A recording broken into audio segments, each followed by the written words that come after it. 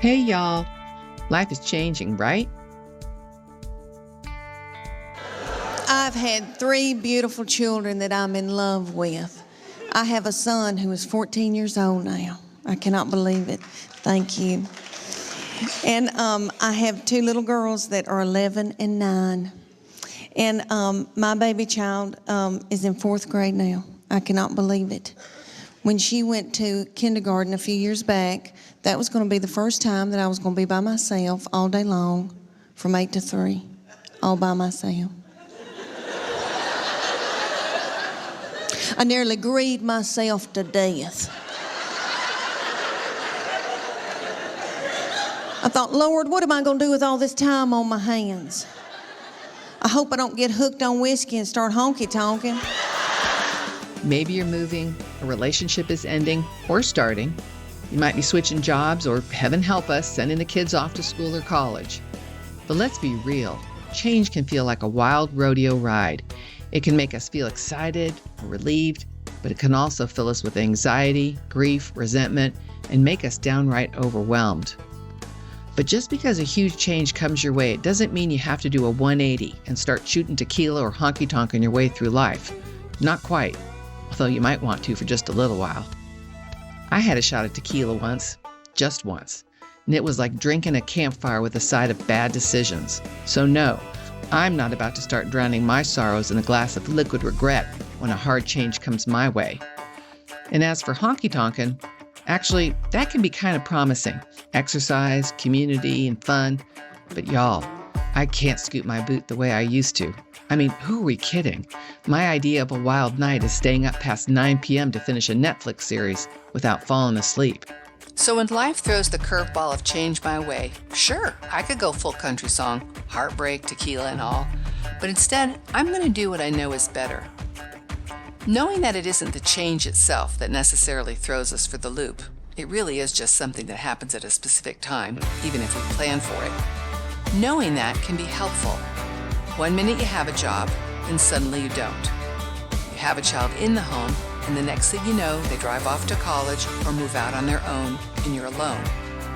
Or someone's been ill for a while and ultimately dies. There's almost nothing we can do about any of that. The truth of the matter is that only our Christ doesn't change. That's why a verse like Hebrews 13:8 is so meaningful. No matter what else happens, He is constant. Really knowing and believing that when a change happens is huge. But change doesn't have to mean chaos.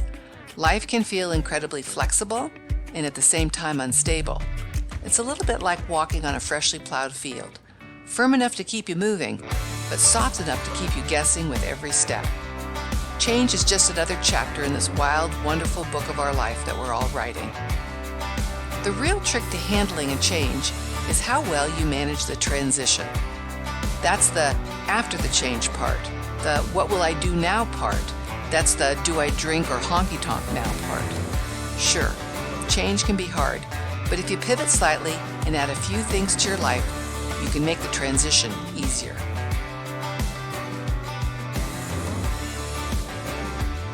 I like to think of it like this.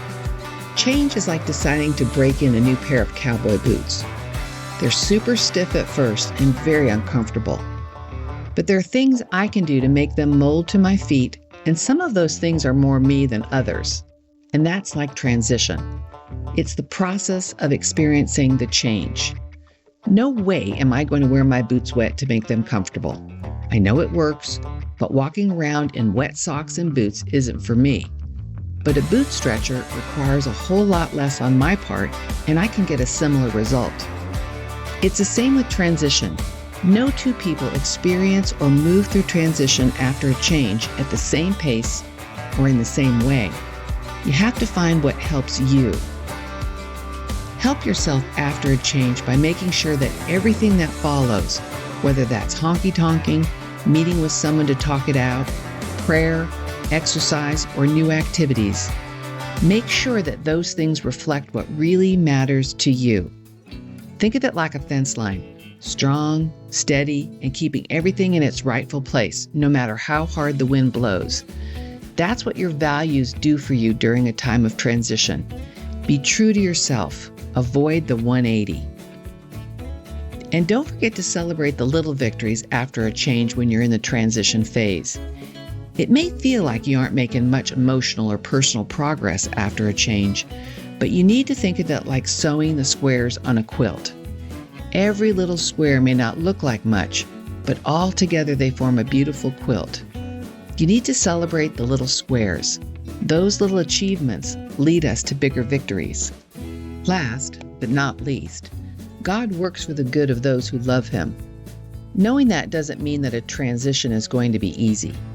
But just because something is really hard doesn't mean we're outside of His will either. Queen Esther had a pretty rough life. She was orphaned, taken away from her guardian, forced to live in a harem, ultimately crowned queen, and then put in a perilous position to stop a genocide, the genocide of her own people. Lots of difficult changes and transitions in her life. And yet, at the end of her road, she knew that her life was intended for such a time as this. We can trust God with the changes and the transitions in our lives. It's a sure thing. He loves us and cares about all of the little decisions and choices that we make. Lean into Him during change, and He can guide your transition. We are told that in all things God works for the good of those who love Him, who have been called according to His purpose. So, here's to change, and here's to keeping it classy. No tequila required. Change is inevitable, but honky-tonkin' is optional. Hi, this is Terry. If you're enjoying receiving practical and pivotal tips in the videos that Mary Beth and I are providing, please like and subscribe and leave us a comment. Let's learn to float through life's currents with resilience and grace together.